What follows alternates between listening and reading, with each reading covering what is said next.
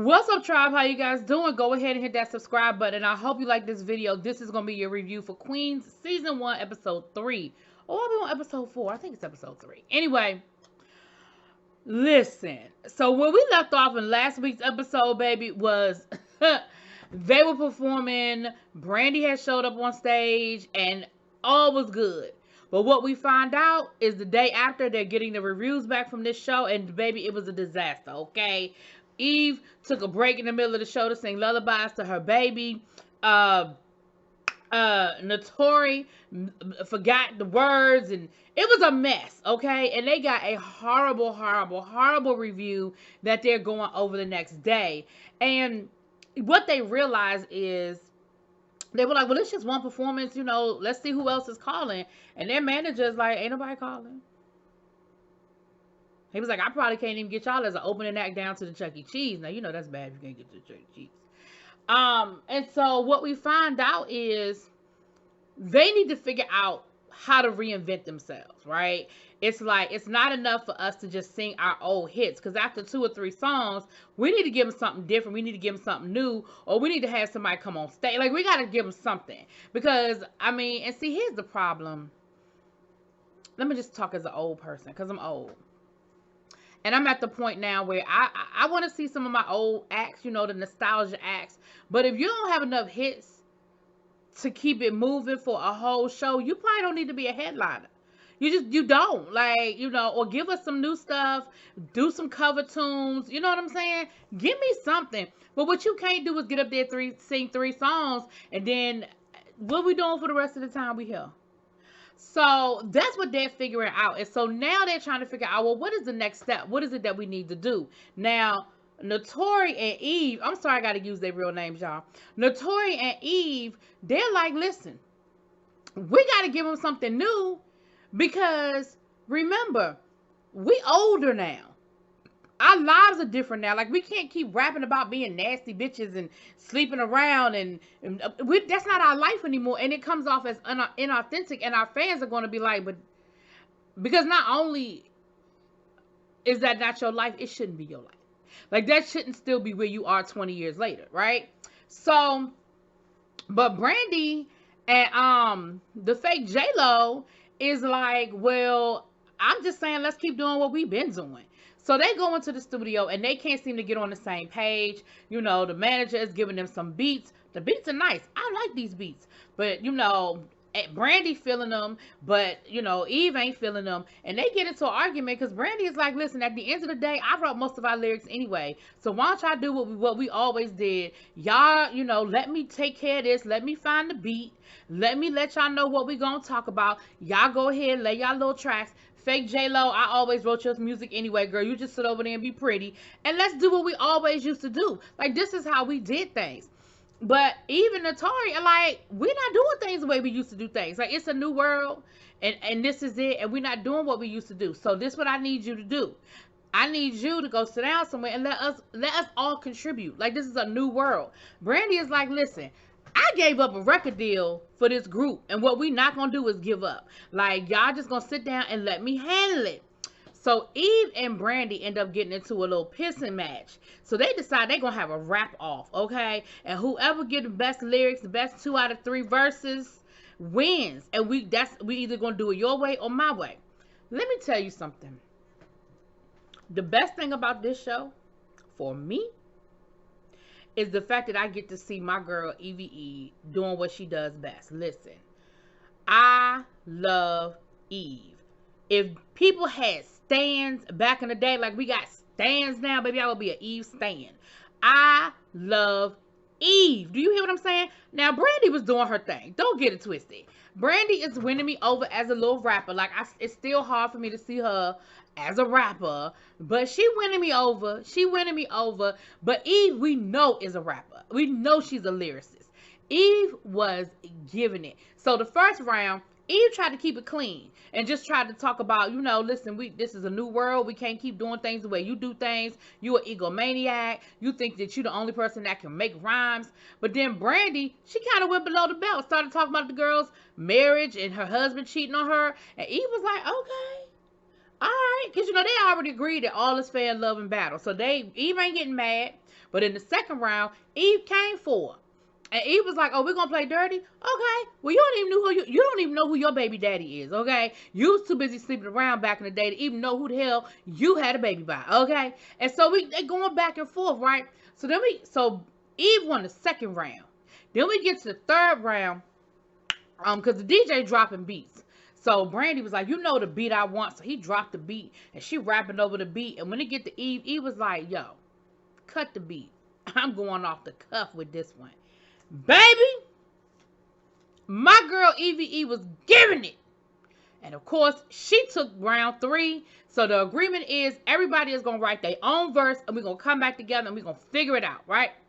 I said, okay.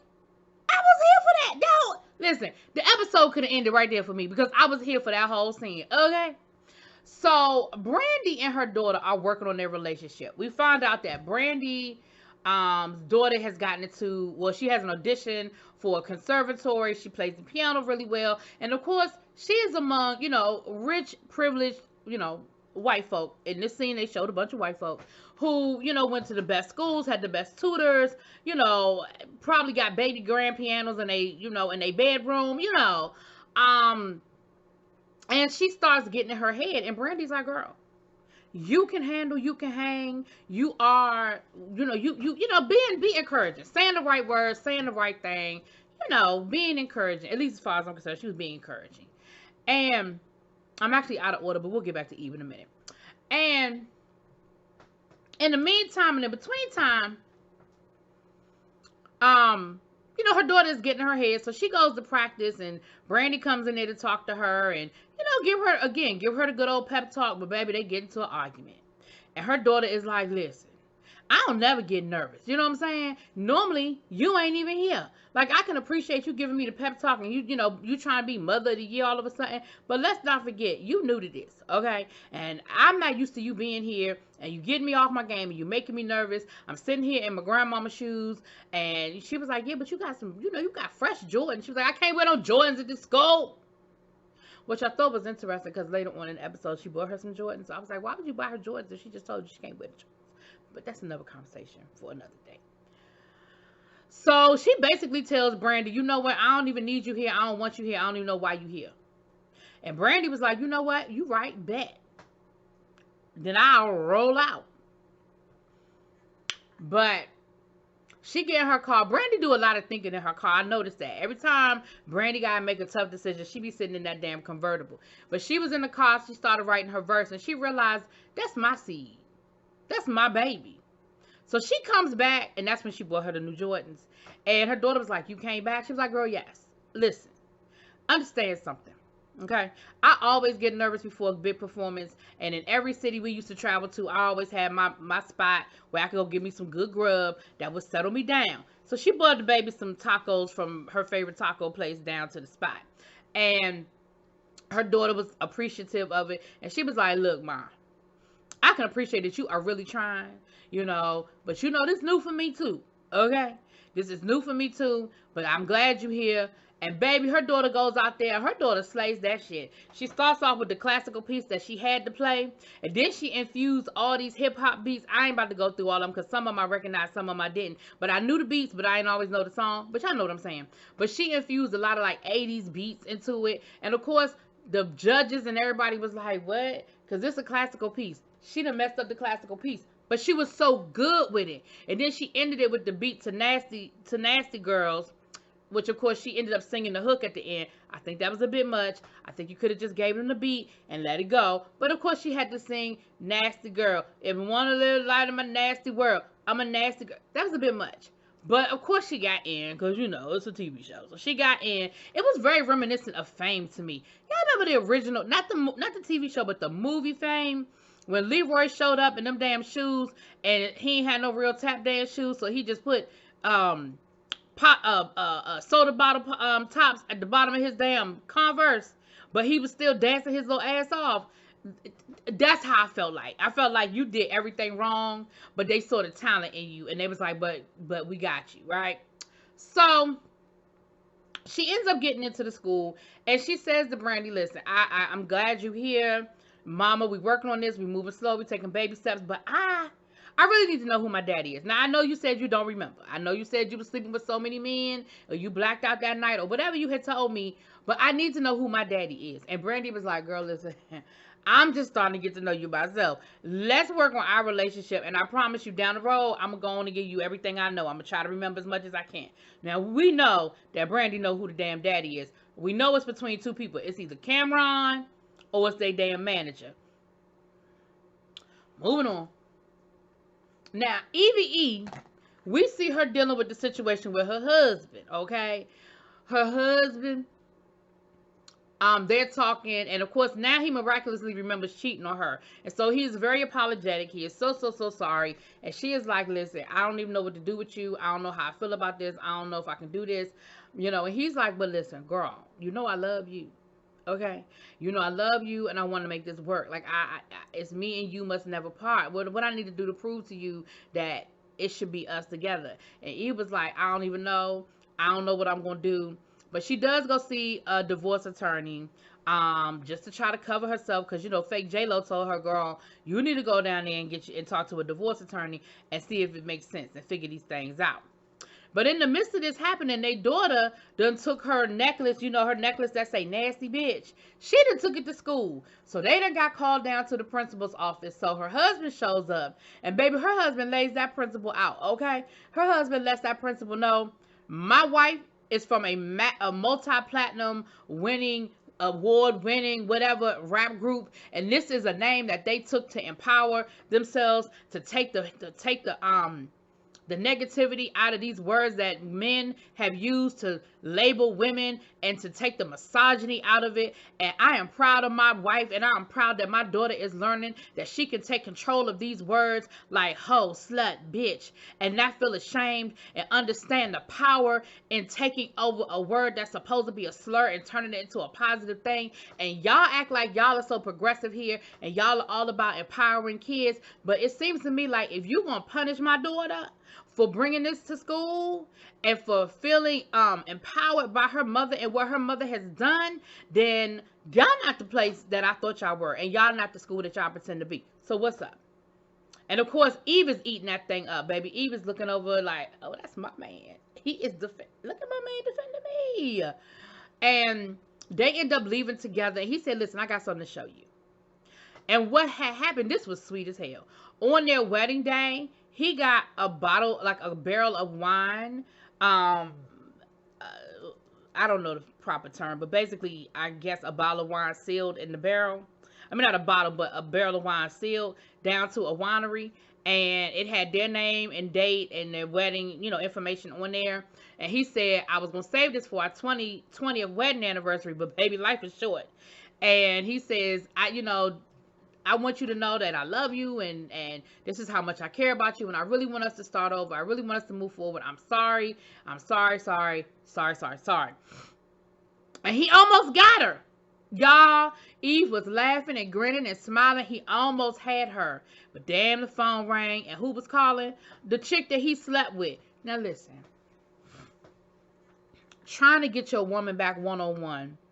Block the number. They have this wonderful feature on phones now where you can just block a number. I will never know you're calling me. You know why? Because I blocked your number. Or you can just go old school and delete the number. Like the fact that she was still in your phone and had a name attached. That number should just come up as a 555-1212 situation. I don't even need to know who you are. If you don't want to block it, I don't even need to know who you are.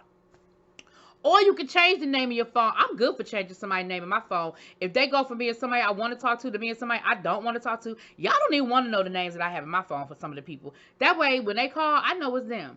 I won't pretend. I won't act like it. I won't forget. Okay? Again, y'all don't even want to know some of the names. Moving on. So they end up getting back to the house and they are arguing. And she is saying all the things that I'm saying, like, sir, like, why does she even have your number? Why? He was like, well, I can't stop her from calling. You right. But you can stop me from seeing it. Then she asked him, well, how many times has this been going on? He said a couple of months. Is she the only one? Why does that matter? See, whenever somebody answers a question with a question, that lets you know that they already answered it. If I say to you, have you cheated on me before? And you were like, why does that matter? Then the answer must be yes. Because other than that, you would say no. Now, he ended up saying no, but the fact that he answered the question with the question to begin with, let me know. Bruh. Nah, bruh. It's more to that. It's more to that. So then he was like, well, what's going on? Like, are we going to be together or what? And she was like, I don't know. I just don't know. Now, Notori's character, she did an article with Out Magazine. She was like, listen, I'm gonna go ahead and just put it all out there. You know, I done already cussed out my priest. My husband already mad at me. I got my girlfriend over on this side. I'm gonna go ahead and just tell my coming out story and just go ahead and get it out the way and let everybody know what's going on. So she does the article, and the reporter is flirting with her off the gate. Like, the minute she said she had a girlfriend, the reporter was like, damn. She was like, well, a lot of people are going to be disappointed. You mean you? You going to be disappointed? And, you know, so they finish it up. And so when they finish up the article, she was like, well, this is totally unethical of me, but would you be interested in going out with me and some of my friends tonight? So they take her to the gay club. And, of course, she's like, I ain't never been to a gay club before. Wow, I ain't never been around this many gay women before. And, of course, they're like, oh, girl, we got to school you. We got to get you ready. We got to get you with the get down. Like, we got to learn you some things about how to be a lesbian, okay? And she has herself a good time. You know, the next night she writing her verse, right? She working on her verse. Her girlfriend calling. She sending her the voicemail. Girlfriend sent her a text. She saw that the magazine article was out, right? Then the reporter ends up inviting her to dinner. Say it's me and the girls hanging out again. She get to dinner. It's just her and the reporter. The reporter talking about, well, you know, lesbians can be flaky. Nah, ain't nobody flaky. You ain't invite nobody else. So she get to flirting with Natari. She get to rubbing her hand up the girl leg. And the girl did get up and walk away. I give her credit. She got up and she walked away. She got back to the hotel room, and then she called her girlfriend. See, you did all of the things you were supposed to do. Here's where you made your mistake, girl. You made your mistake because you heard the doorbell ring. You heard somebody knocking at your door. You on the phone with your girlfriend. Your girlfriend says, well, who's that? You were like, I don't know. Let me go see. You open the door. It's the reporter. You know what the reporter is there for. You on the phone with your girlfriend talking about something. Oh, it's nobody. It's just room service. So y'all know what happened. It went down with the get down. Now, I'm not 100% mad about that because I feel like you just coming into this new sexuality, this new awareness about yourself. I'm not mad at you not bogging yourself down into one relationship, honestly. But you just got to handle it right. You got to handle it right, but neither here nor there. Now, let's get to Broke J-Lo. Broke J-Lo can't write a verse. Because why? Brandy always wrote her music. So she is really struggling. She's with the manager. And she's like, you know, can you help me? Like, I don't know. I can't get my mojo. I can't get my mojo. And so he plays her some of her old, you know, verses. And she was like, where you get that from? That's old and dated. He was like, I got all y'all stuff. I got all y'all stuff. He said, come on, let me take you somewhere. She was like, am I dressed right? He said, where we going? You ain't got to worry about it. So he takes her to an authentic Puerto Rican restaurant. And they get to reminiscing because I guess they used to hang out at the Puerto Rican restaurant when they was back in Queens, when they was back dating back in the day. And she tells her story about, you know, listen, when my mama dropped me off at that orphanage, all she left me with was one diaper and a onesies with a Puerto Rican flag because she wanted me to be proud of who I was. And he was like, well, are you? She was like, I mean, sometimes I am. She was like, I live in a world where, you know, I am not celebrated as a Puerto Rican woman, you know, and I get it. I understand. That's what it is. Okay. But when I'm in places like this, when I'm in my own space and, you know, I love the fact that I'm Puerto Rican. He was like, well, do you have any regrets? I don't live with no regrets. He was like, do you regret us? I just told you I don't live with no regrets. He was like, but I'm saying for real though. She was like, I'm saying for real though. So he was like, come on, dance with me. So they get to dancing and having a good time, you know. And then he take her back to the studio so they can get on a verse. And she gets it. She gets into it, honey. She digs it. She gets it. And he's feeling it and his fire. But what we also found out is that somewhere in that relationship they was together, she was pregnant. And she did not have the baby. She chose to, you know, make a different decision. And she said, listen, because I ain't want no kids. I ain't never want no kids. I'm not ashamed of a decision I made. I am fine with the decision I made, okay? Please know and understand. I'm good with it. I'm Gucci, okay? And he was like, so, but what about us? she was like, what I tell you, no regrets. Okay. So they all come together in the studio. They, even Brandy, they done made up. They all hugged and smiling, and they sisters again. And they get in the booth, and all of them lay they verse. And the song is hot. I do like the song. Okay, the song is hot. Okay. And we see the manager talking to the record company saying, listen, I do have a new track. Oh, when they decide to rename themselves Queens, because they say nasty bitches, just the nasty girls, it's a little dated. We're older now. We mamas, it's a lot. And so he tells them, listen, I have all that old stuff. I can put together some, nostalgia type songs, but I do have a new song. Okay, cool. So he starts listening to some of the old verses. And in one of the verses, he hears Brandy talking about being pregnant with a man who already got a woman and how she ain't going to say nothing because, she don't want to mess up his situation. And he keeps playing it back and realizes, oh my goodness, Brandy might be talking about me. Now, here's what I don't understand. You mean to tell me in the 15, 16 years that this girl has been here, you never thought to do the math and think it could have been me? Like, at no point in time did you think maybe it could have been if I subtract and carry the one, and it ain't never occurred to you that it might be yours? So then Brooke J-Lo overhears it and she says, what? She had your baby? Again, all of this is news to y'all? Because, I figured it out in the first 15 minutes that he possibly could be the daddy. Now, I ain't saying he is the daddy, but we know he could be the daddy. Then we see Eve go home. And Eve, her husband is laying on the bed watching TV.